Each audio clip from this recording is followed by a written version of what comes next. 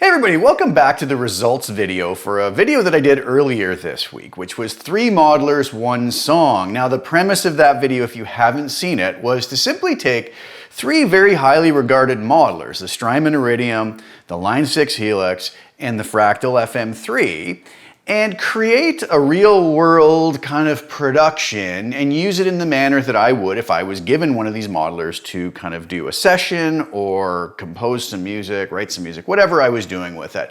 So my idea was, I'm not going to listen to each one. I'm just going to pick, in this case, an AC30 top boost style amp using the native internal cabinets or impulse responses, stock cabs, whatever you want to call them, of each device. So we were testing basically the amp modeling and the internal cabs. And I just wanted to see how I would kind of have reacted to each of these different modelers. So there's nothing really scientific about this. And this was all in good fun, and I mentioned that in the first video. These tones are going to be quite different. Like I said, I wasn't listening to one and then trying to match it. I was using completely different IRs, cabs, what have you. But I was just reacting to that moment in time with that modeler to this track. And then I processed the track slightly with no more EQ in the mix, with a little dab of compression, a little bit of reverb and delay on some of the leads, but all of the different modelers got the exact same processing. So there wasn't that variable, at least. So I was just curious to see what the finished product would be, and I thought I would share it with you. So I was asking some folks to listen to the 3 different tracks, see if they could identify which modeler was which is a silly thing because I didn't try to optimize these in any way other than my initial reaction to it. So, I mean, as was expected, a few people kind of lucked out and guessed the right answers, and most people didn't because, there's no way to really tell. I could have, if I was trying to be tricky, dialed one up to be very, bitey and awful. Because the bottom line is we can make all of these modelers sound bad. But I wasn't trying to do that. I was trying to just come up in that moment with what I thought sounded really good for this track on each particular modeler. I was actually kind of surprised how close I got them without comparing them and with the different IRs. And my ultimate conclusion, which I thought it would be, is that I would be immensely happy with having to use any of these modelers on a session or live or composing on an album, whatever.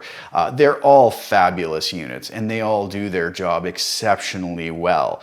The second test is that I then took iZotope's Ozone EQ matching software and I captured the EQ curve of one of the modelers and I matched the other ones to it just to see, now can we, even with EQ, get these even closer, which is kind of amazing because I didn't try to get them close to start with. So that was my whole point. Really, the whole point of this for me was to see, what if I just took an EQ match plugin afterwards? How close can I get them? And I would say, judging by the results that we're going to talk about in a second, most people could not tell, even when I spliced them together, where those splice points were. I think there was still differences, don't get me wrong.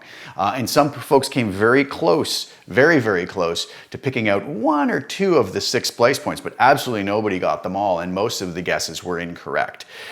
So without further ado, let's look at the results, listen to the tracks again, and we'll talk about which one is which. So what were the results? So modeler A was, or tone A, whatever you want, I can't remember how I labeled it. Modeler A or tone A was the Strymon Iridium. Modeler B or tone B was the Line 6 Helix, and modeler C, tone C, was the Fractal FM3. Let's go over and take a look at the results of what people preferred. So as far as preference goes, 8 people ranked the Strymon Iridium as their favorite, 10 people ranked the Line 6 Helix as their favorite, and 8 people, tied with the Iridium, ranked the Fractal FM3 as their favorite. Second place, the Iridium got 2 votes, Helix got 2, the FM3 got 6, and the Iridium kind of took off with the third place, which was 9 votes. The Helix only got 1, and the FM3 got 2. 8 people told me they just couldn't even tell the difference, or there wasn't a big enough difference to really matter. Now, as far as the splice points go, there was very few votes, to be quite honest with you, and I think that was a testament to how difficult that test would be. especially if you weren't listening on a high quality set of headphones or a good stereo system of some sort in a decent room. 4 people I put down here had the splice points correct, and I allowed them a 1 second grace on either side of their timestamp of where they thought it changed. Now the funny thing is some people were 2 or 3 seconds off, and I was like, well, that's a fairly long time to react to that if it was a dramatic change in tone. So I did notice that a lot of folks who did guess and were a second or 2 off, their guess was actually at the point of, let's say, a downbeat or a chord change or some other sort of musical event which they may have been reacting to rather than the actual tone change. So hats off to a couple people. I think there was maybe 2 guesses that were bang on like 1 splice point, but the vast majority were missed, and like most people said, they couldn't tell the difference anyways. So what does any of this prove? Well, really nothing. Like I said, the scientific aspect of this goes out the window. Anybody who's watched me do other comparisons, I try to keep it very scientific, so there's only the one variable involved. This was me reacting. I mean, when I did the Strymon Iridium one, maybe I dialed things in a little bit darker or brighter, or maybe then when I went to the Helix, I dialed it in brighter or darker. And, you know, somebody who likes darker tones is going to vote for whichever one I did there. Somebody who likes brighter tones, maybe I dialed a little bit more drive into one, just, you know, unknowingly, just sort of in that reactionary moment. But I think with the results of the EQ matching, you know, it probably got them 90% the same. And quite honestly, my takeaway on this is that what I thought it would be. All of these modelers are spectacular. They're all amazing. I could make great records and do great sessions and play great live shows with any one of these, and like I said before, I would basically dial my tone in on it and then forget what I was playing through and just get to the business of making music. But let me play you the splice points video now on the screen and show you which modeler is playing at which point and precisely where it switches, so you can hear that.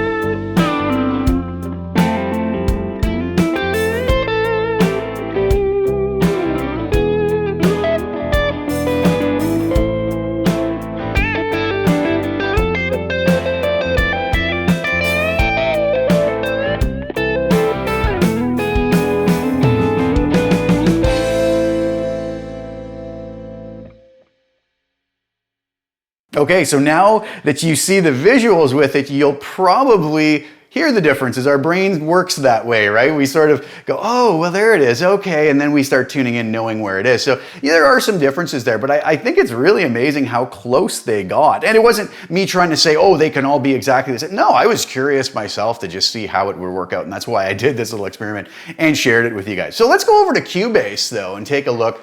Here's my original tracks. Mixes. We have the Fractal up here on track 1, the Helix on track 2, and the Iridium on track 3. And let me just play through this again, and I'll solo out the tracks as we go along so we can hear a little bit of the differences now, knowing what we're listening to.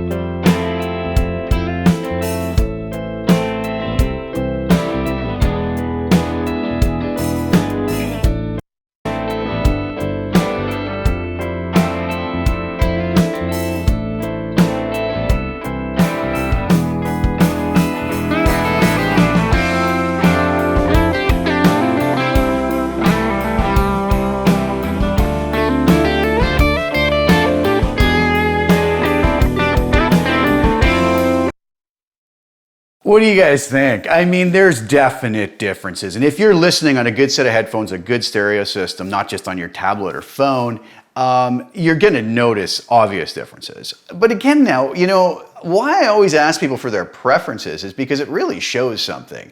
The results always tend to come back the same. Roughly the same number of people like this one as like that one. And you know, in this case, a lot of people didn't like the Iridium, but I don't think that's not liking the Iridium. They probably just didn't like how I dialed it in versus the others. But I have a feeling if that song came on and that Iridium track came on and you never compared it to anything else, you'd go, yeah, it's fine, right? It's perfectly acceptable, as we would with the Helix and the FM3. So I think in the end, with all of these tests that I've been doing, and I don't really know how many more I'm going to do, they're kind of fun. People seem to enjoy them. Some people get very angry that they're being done, and it's pretty hilarious. I always get a good chuckle at that because they don't have to watch them. But, you know, obviously I'm doing other content too, but these are really fun and interesting. And since so many folks find them fascinating, I was just always really trying to solidify what I already believed. And in my opinion is that we live, and as I've said this before, we live in this amazing time to be a guitar player.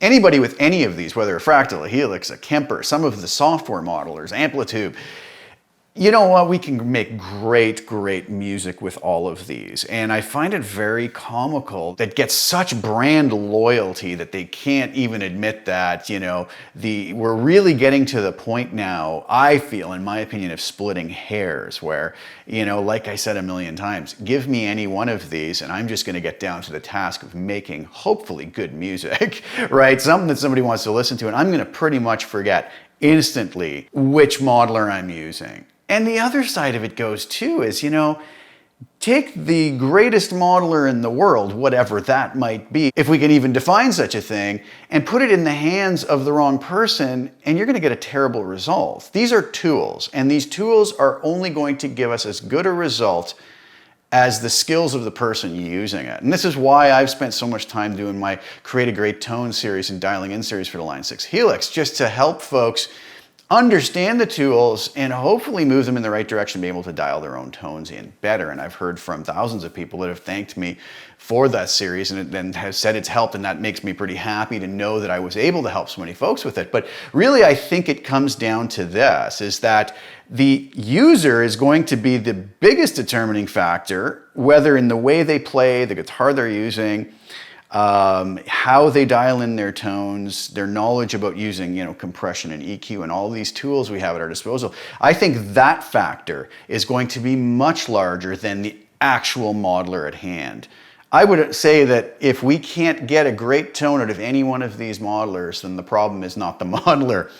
You know, I hope that nobody takes offense to that, but it is true at this point. So anyways, I hope you guys enjoyed that. I found it fun, and you know, it was more of an experiment for myself, and I just thought, what the heck, some folks really might enjoy this. And thank you guys for participating. I really appreciate it.